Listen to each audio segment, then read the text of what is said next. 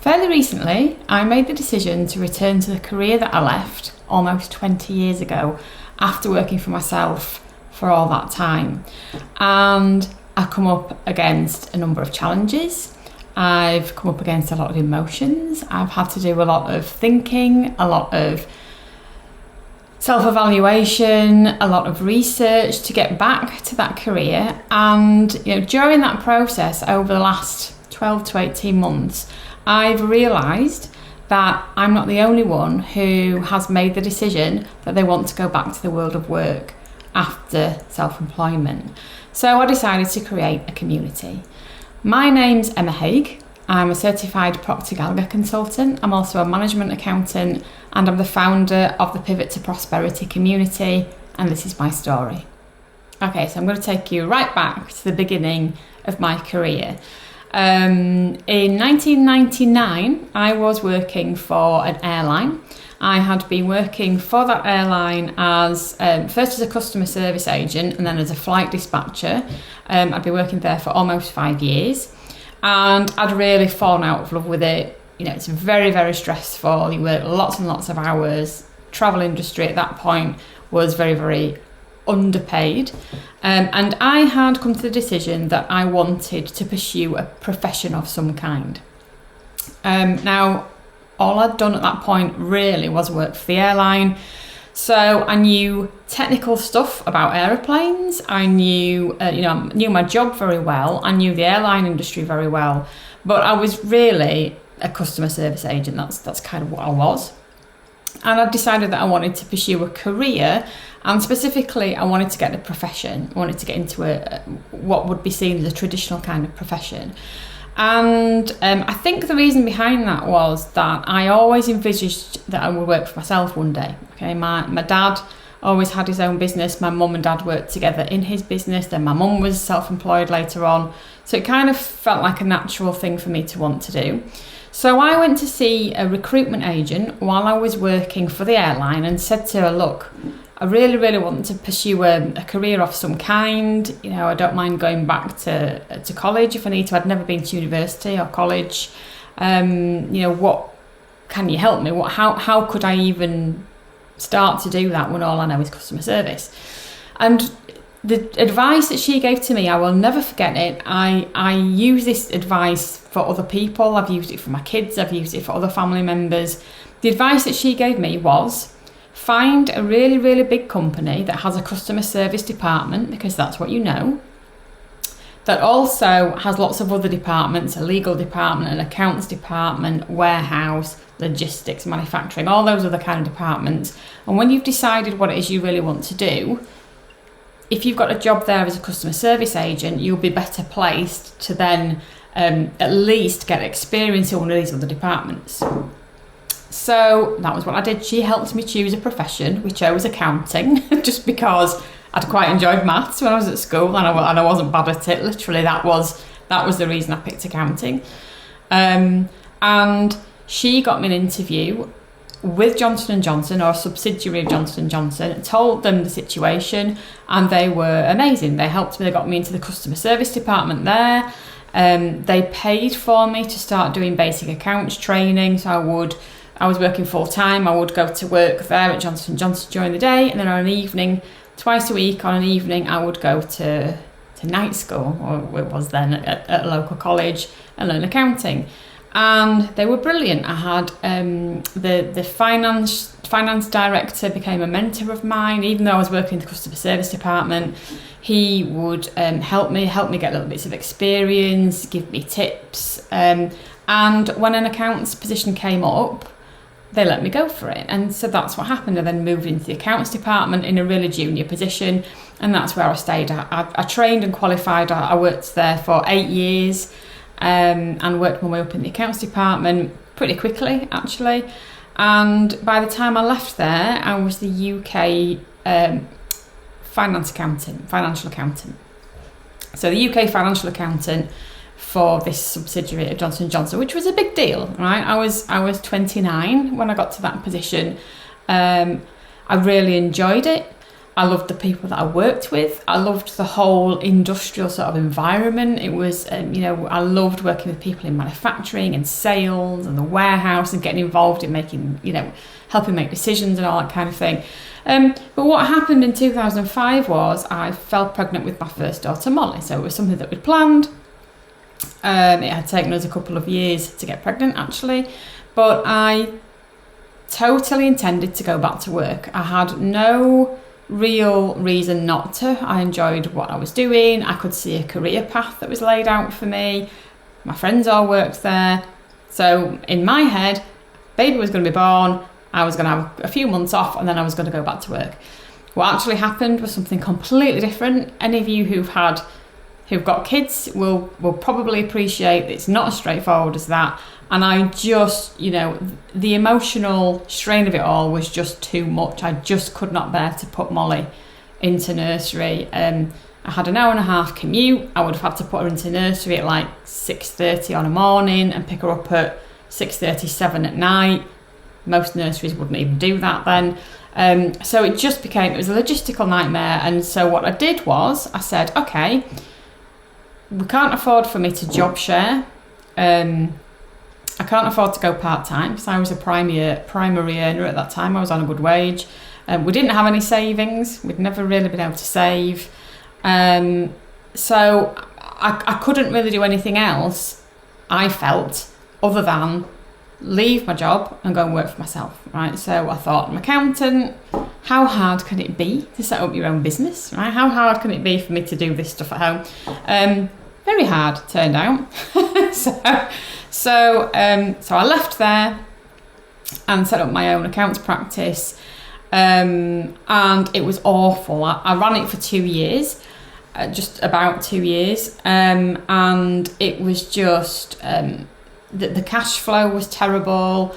I was raising invoices once I'd done the work for people, and sometimes they were taking weeks or months to pay me. I'd have, some months where I was earning loads of money, then a few months where I wasn't earning anything at all. It was just horrific. I just did everything wrong, attracted the wrong kind of clients. It was a nightmare, and I ended up going back to employment. So I went back to employment. And I got a sort of similar job to the one that I've left in a manufacturing, with a manufacturing firm, and unexpectedly fell pregnant again, right, after only 6 months in the job, which went down like a lead balloon, okay? Now, this was a bit of a surprise, okay? It wasn't exactly planned. It was a nice surprise, but it did actually hit me really hard because I wasn't expecting it to happen. I was only just getting into this new role. It was just, I found it really difficult. And I remember going to my boss at work and having a sit-down meeting with the finance director and the HR manager. Now, the HR manager was the only other female manager in that business. There were 500 people who worked there. There was only one other female manager, and she was the HR manager. And we sat down in this meeting and I said to them, I don't know how to tell you this, but I'm pregnant. And the HR manager, who was a woman, said, and are you keeping it?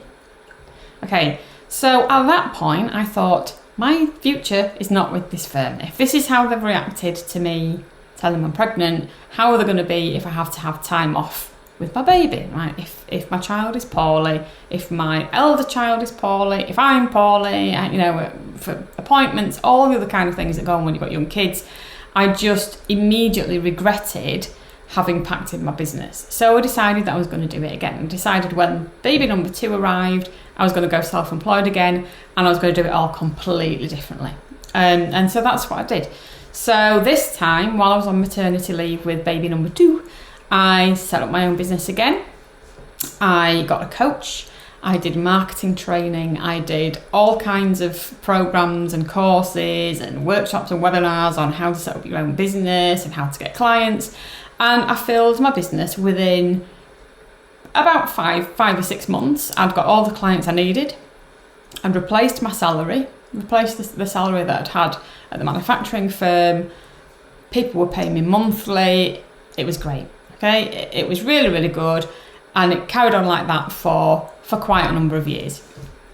after a few years, I started adding business coaching into my offerings because I saw that so many other women were really struggling with the business, and I could totally get it, right? I totally understood. I'd had that problem the first time round. I'd been lucky enough to have the opportunity to do it all again. I'd done it differently. I had lots of experience. I'd learned a lot. I knew that I could help people start and run and grow a successful business. So that's what then I started doing. I started adding that to my accounts work. So I had a second stream of income.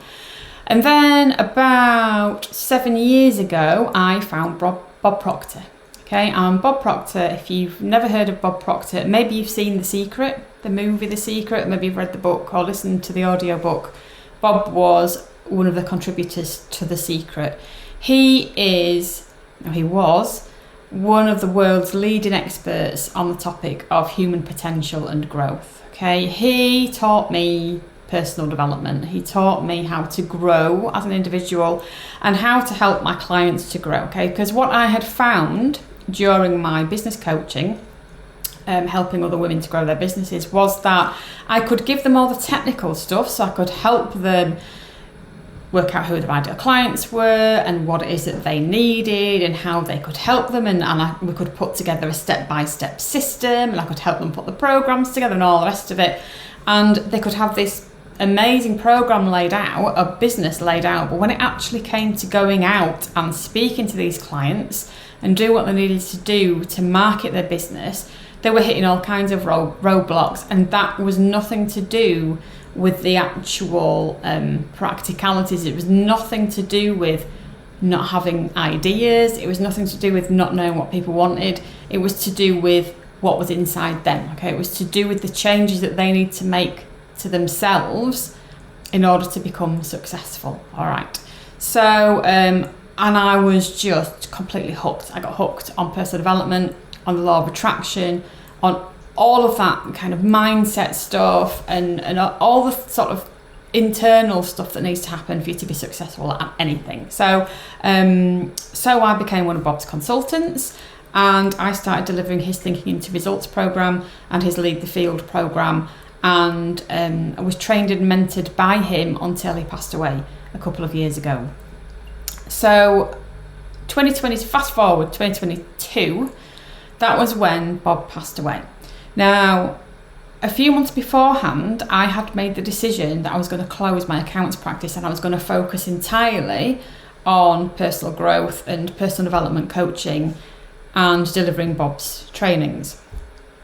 Didn't realise that he wasn't going to be here in a few months' time. So I had started to close my accounts practice down and started to sort of ramp up the personal development coaching side of my business. When Bob passed away in February 2022, my whole world collapsed, to be perfectly honest. I didn't really see it coming. I didn't really realise at the time how hard it had hit me. And it might sound a bit weird. Bob was in his 80s. He lived in America. He's from Canada. I'd only met him a few times, but he was in my life virtually every hour of every day for about 5 or 6 years. And, we could ask him questions if we needed to, or if we wanted to. He was always there on video to help us. He was really, a prolific content creator. So we were getting things from him all the time, trainings from him all the time, tips. And it really felt like emotional support in a strange kind of way. And he almost felt like he was the granddad that I'd never really had. My grandparents died when I was really young. And it just really hit me hard. Coupled with the fact that I'd kind of gone all in on this business, thinking he was going to be there with us. Everything suddenly was up in the air. I didn't know what was going to happen from a business point of view. I felt a bit lost myself, and my business really suffered because of it. So, and it never really got back to where where I wanted it to be, I suppose. I almost lost the motivation to build it again. So, a year and a bit later, end of 2023, I was looking at my goals, because that's what Bob taught me to do, right? I was looking at these big life goals that I had that I still hadn't achieved, and I was looking at the path that I'd created to get there, okay? And the path that I had created for myself was entrepreneurship. I had built this paradigm, I had built this belief that in order to have the freedom that I really wanted to have, I needed to have my own successful business. And I've spoken about this a lot. If you followed me on any of my other platforms, I've spoken passionately about the belief that I had that if you're really serious about having the freedom, time freedom and money freedom and all the other kind of freedom that we want, then you really need to have your own business. You need to be working for yourself. And that was the belief that I had, and that was the path I'd created. And looking back, I think I had picked that up. I don't think it was from Bob, but I think, entrepreneurship is quite you can get yourself into a bit of an echo chamber when you're an entrepreneur. And you can, there's actually, especially among women entrepreneurs, there's quite a lot of criticism of each other and this sort of passive aggressive criticism, and there's a lot of competition, and certainly that's what I found, and I was really starting to fall out of love with all of that. All right, I think when I look back, I had been conditioned into thinking that entrepreneurship was the only way you could achieve your big goals in life, and if you quit entrepreneurship, that was something to be sort of ashamed of, I suppose. You get people all the time saying, don't quit, just try harder, or don't quit, just pivot and try this, or blah-de-blah-de-blah. And I started re-examining my goals and what it was that I really, really wanted, and whether what I had built in my accounts practice and my coaching practice, whether they were actually bringing me the things I really wanted, and whether they were going to bring me the things I really wanted in life. So I went through Thinking Into Results Again, which is the program I deliver with Bob, and I reassessed my goals and what it was that I really wanted. And I remember one day, I do morning meditation, sort of guided visualization, and I'm actually listening to Bob while I do that. And I remember one morning sort of finishing this relaxation and meditation, and just having the feeling that maybe I should be looking at going back to my career that I'd left as a management accountant. And at first I kind of poo-pooed it, and I thought, where on earth has that come from? I left for a reason. I left 20 years ago. Why would I want to go back to that? But over the next few days, I started to think more and more about it, and what would it look like if I did go back to that kind of career, and could going back to my career actually help me achieve my big goals in life? And I started to think about, one of my goals, one of my big professional goals is to become a really successful woman in leadership, and to help other women to do the same. And I've gone some way, I feel, towards doing that with my coaching and 5-day challenges that I run, and my Facebook page, my Facebook groups. I've come quite a long way in that, but I've kind of stalled a little bit. And I started looking at what women in industry, what a successful woman in industry looks like, and women CEOs look like, and COOs, and in the last 20 years, a lot has happened.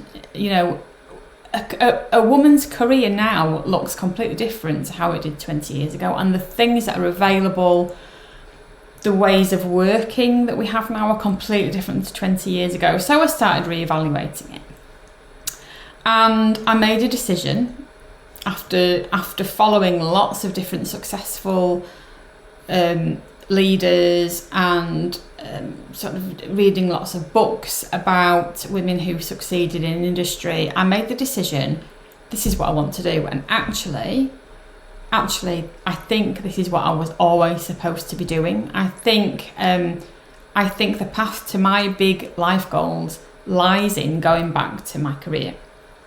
So I made the decision about 18 months ago, that's what I wanted to do. Now, it's 20 years since I had a management accounts role, so I knew I was going to have to ease myself back in, and I knew I was going to have to ease myself back into working for somebody else, because quite honestly, I had come to the conclusion that I was unemployable a couple of years ago. So I got myself a part-time job. I thought, okay, I won't close my businesses completely. I'll get a part-time job. I'll work 2 or 3 days a week for an employer, and the other 2 days or 3 days I'll carry on running my businesses. And basically, so that's kind of what I've been doing over the last year, really. What's actually happened was, and I knew it would go one way or the other. I knew I would either hate working for somebody else, I need to pack it in and be re-motivated in building my businesses, or I would love working for somebody else and the businesses would start to dwindle. And that's kind of what's happened. And I haven't closed my businesses. I'm still doing the coaching. I'm not doing the accounts anymore because I'm a management accountant. And what I realised was, what I didn't like about running my own business was I was doing tax returns. I was doing pretty much 100% tax returns for people, and I hate tax. I have never liked tax, but that's kind of what I ended up doing working for myself. In my career as a management accountant, if you know the difference between management accountants and chartered accountants, if you like, I suppose that's what you would call them. Management accountant that I do, we work in industry, we work in analysing data, we work with management to help them make good decisions. We provide data, we manipulate data, we make forecasts, we help with budgeting. We're involved in the running of business and helping take that business forward. And that is what I loved. It's the same thing that I love about coaching, right? That is what I loved about my career. And that I wasn't doing that when I was working for myself as an accountant. I was doing tax returns, and nobody wants to be told how much tax they owe. Okay, I remember I used to go into one place and they used to call me the Grim Reaper, as a joke. But you know, it's funny the first few times, and then you kind of think, yeah, nobody really wants an accountant. They just have to have one. A chartered accountant. Nobody wants a tax accountant. They just have to have one. So. And all these kind of things these were realizations that I was having as I was reevaluating my situation. And the more I thought about the career that I'd left, the more I had a bit of a yearning to go back for it. So back to it. So that's what I did. I decided I was going to get a part-time job, which is what I've been doing for about a year. And then about 4 months ago, I decided, right, that's it. I'm going to go full time. I'm going to relaunch my career as a management accountant. I've done a bit of part-time stuff. I feel like I've got enough on my CV to say that I've been working. I'm going to go for something else. So that's what's happened. So I applied for a management accounts role. It's a hybrid management accounts role, which means that I'm only going to be working in the office 2 days, and the rest of the week I'll be working from home, which suits me down to the ground, and that's it. And I start next week. So it was a total whirlwind, because I expected to have quite a few months of not being able to find anything, and then going, I was totally prepared to have lots and lots of interviews. I thought I'm going to be really interview rusty. I was dreading actually having my first interview, and you know what? I had one interview. And they called me the same day and said, we want you, don't go for any other interviews, we want you to start in a month's time. So, which is brilliant. So I'll start next week. So the reason that I've put this community together, okay, the reason that I'm going to be writing blog posts for my Pivot to Prosperity blog, and I've started the Facebook group, is that I have realised that there are so many women who are in self-employment, right, who have started businesses and now they want to close them for lots of different reasons. There are millions of women who started businesses and have never actually made them work, and who know they need to go back or feel like they need to go back to employment and they don't know how, or they're worried that they're too old, or they're worried that they've been out of the jobs market too long, or they've got this fear of what people will think. I mean, there's such a whole load of different pieces and emotions and things to think about that I feel that I can really help other women who are in this position, or who are maybe coming to a point where they're going to have to make a decision about whether they carry on with what they're doing or whether they go back to the career. So I wanted to create a community that could support women in that transition, because the other part of this is I feel very passionate about the fact that so many women leave their career like I did to start my family and then just get lost. To those of us who go back to industry, to those of us who are passionate about industry, those of us who are passionate about being a part of something bigger, we're losing those women because they leave industry and then they get stuck. Most of them, okay, most women don't make self-employment work. I was really, really lucky. I don't know if it's luck, but I suppose part of it's luck. But I was fortunate, should we say, that I was able to support myself with my business, and I was able to make the money that I did. And some years I had really, really good money, and made really, really good money. Most women, most businesses fail within the first 5 years. Let's be really honest.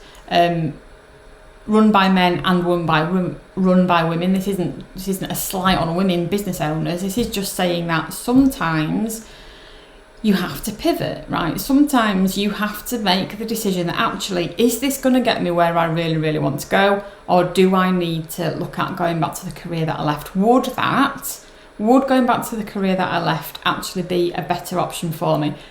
Maybe not, right? There's some cases where it wouldn't be, but in a lot of cases, it really would. Even if you want to carry on your business, maybe you've got a business that you just cannot seem to get going, that you just can't seem to make work.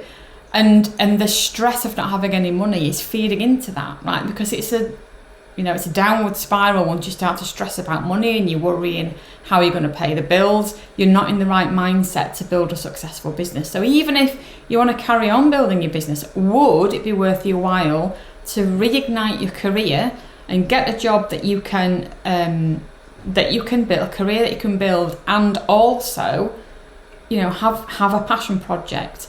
Have that business that you're running in a few hours a week or on a night time, on a weekend, whatever, as a passion project. My mentor, Bob Proctor, used to say, your main source of income should never be the thing that you're passionate about.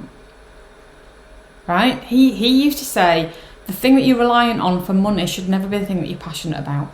Because the thing that you're passionate about, you should be providing a service to other people with, all right? So you should have the desire to help other people with the thing that you're passionate about. There should be a desire to give service at that level. And if you're panicking about money, if you need those clients to pay your bills, you are not going to be giving them the best service possible. So, bear that in mind. Pay your bills another way, and have your if you want to have a business that is your passion, that's additional income. If it takes off eventually, if it completely overtakes everything and you end up with regular recurring income that you can completely rely on, and it grows bigger than you ever imagined, then you might want to reconsider your job, right? You might decide that you want to leave again in a few years' time.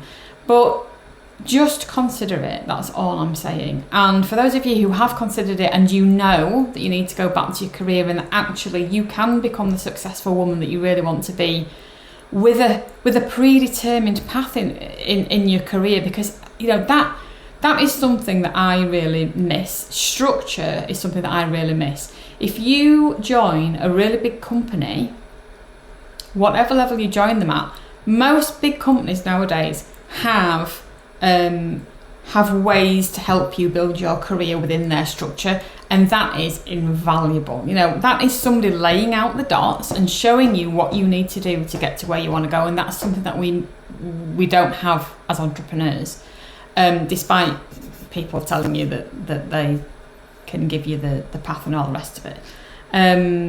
So that's it. So that's where I am. That's the community that I've started. It's called Pivot to Prosperity. I'll put a link below if you want to join the Facebook group, or if you want to sign up for my emails and to read the blog. And let's see where it goes. I just want to grow a group of women who are all in a similar boat, who can all lend their experiences and give advice and support each other through this transition period. You know, I was 50 last year. I've got a whole career ahead of me. I'm going to be working till I'm 70, probably, unless something amazing happens. But realistically, I could be working till I'm 70. That's 20 years. That's a whole new career. Right? I've chosen to go back to the one I left, but maybe you want to start something new. 20 years is a long time, right? You are not too old. Even if you're 60, you're not too old, okay? You've just got to find the right thing, and that's what I hope to help people do. So you can email me at emma@emmahague.com if you want to ask me for my advice, if you want to give me any ideas on the kind of content that you'd like to see, and that's it for now. So thank you very much for your time, and I hope to see you in the group.